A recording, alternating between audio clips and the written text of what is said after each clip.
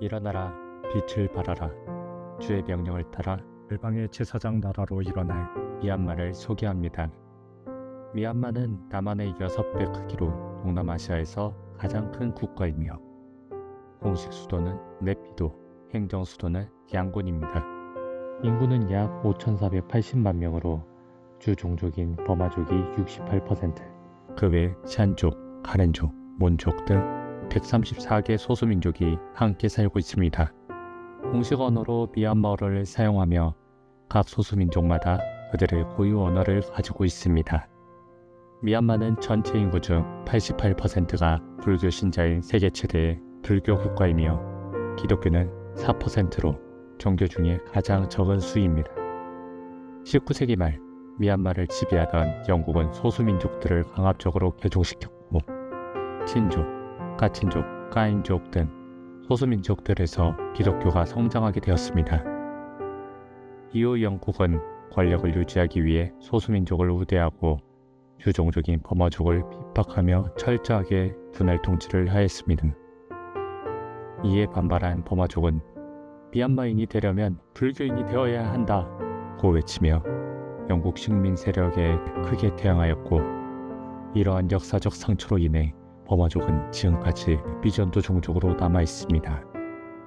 미얀마는 약 400만 개 이상의 불탑이 있는 불교의 성지로 매년 전 세계에서 순례자들이 끊임없이 방문하고 있으며 세계 3대 불교 성지 중의 하나인 바가는 천년의 역사를 자랑하는 대표적인 관광도시입니다. 이들에게 불교는 종교를 넘어 삶 그 자체입니다. 태어나서 5살이 되면 사원에서 불교의 예법과 규범을 배우고 10살이 되면 불교도로서 인정받기 위해 심표라는 단기 출가의식을 가지며 불교에 자신의 삶을 바칩니다. 그래서 이른 새벽마다 탁발을 하는 승려들에게 경건한 마음으로 시주하는 불교 신자들의 모습을 미얀마 곳곳에서 쉽게 볼 수 있습니다. 미얀마는 1인당 국민소득이 세계 156위인 새 빈민국임에도 불구하고 수도 양곤에 위치한 사원인 셰다곤 파고다에 수많은 다이아몬드와 60여 톤의 금이 기증되었고 전국 곳곳의 불탑에도 수많은 금들이 덧붙여지고 있습니다. 미얀마는 1962년부터 50여 년간 군사정권이 통치하였는데 계속된 부정부패와 잘못된 정책으로 1988년 8월 대규모 민주화 항쟁이 일어났습니다. 그 후 군부 안에서 정권 교체가 계속 반복되다가 지난 2015년 선거를 통해 마침내 민간 정부로 정권이 교체되었고 2020년 11월 선거에서 또다시 민주주의 민족동맹이 국민의 높은 지지를 받으며 정권을 잡게 되면서 미얀마의 진정한 민주주의가 꽃피는 듯 했습니다. 하지만 군부가 부정선거 이의를 제기하면서 2021년 2월 국가 비상사태를 선포하며 쿠데타를 일으켰습니다. 이에 분노한 미얀마 국민과 군부의 마찰이 폭력으로 번져 5,000명이 넘게 사망하였으며 수감된 자는 15,000명이 넘었습니다. 지난 2월 10일 쿠데타군 정부는 갑자기 군 의무복무제인 징병제를 실시한다고 발표하였습니다. 징병제 실시 이유는 부족한 국방부 군인들을 보충하고 입대한 청년들을 인간방패로 삼아 군 정부를 합법 정부로 세우기 위함입니다. 군 징병 대상은 남녀 약 1,400만 명으로 전 인구의 약 24%를 차지합니다. 이에 반대하는 청년들과 미얀마 국민들은 해외로 탈출을 시도하고 있으며 인근 국가로 목숨을 건 이동을 하고 있습니다. 누구든지 등불을 켜서 꿈속에나 말 아래에 두지 아니하고 등경 위에 두나니 이는 들어가는 자로 그 빛을 보게 하려 함이라. 하나님을 떠나 우상으로 가득해 오랫동안 죽은 것처럼 보였던 이 땅을 하나님은 결코 포기하지 않고 계십니다. 1813년 미국 최초의 선교사인 아도니남 저드슨이 이 땅에 오면서 미얀마 선교가 시작되었습니다. 그는 미얀마에서 아내와 자녀를 잃고 수많은 핍박과 고난을 겪으면서도 미얀마어 성경 번역을 완성하여 미얀마 기독교 역사를 이루며 교회의 그릇터기를 만들었습니다. 한 사람의 순종과 목숨을 다한 성김과 헌신으로 미얀마의 복음의 역사가 시작된 것입니다. 일어나라, 빛을 발하라. 이는 네 빛이 이르렀고 여호와의 영광이 네 위에 임하였습니다. 보라, 어둠이 땅을 덮을 것이며 캄캄함이 만민을 가려니와 오직 여호와께서 네 위에 임하실 것이며 그의 영광이 네 위에 나타내리니 나라들은 네 빛으로 왕들은 비치는 네 광명으로 나아오리라. 아멘. 지금 죽음의 공포 속에서 떨고 있는 미얀마 영혼들을 위로하며 예수 그리스도의 생명을 전할 자들이 절실히 필요합니다. 빛 대신 예수님이 미얀마에 전하여질 때 모든 어두움과 캄캄함이 떠나가고 여호와의 영광이 미얀마에 가득하여질 것입니다.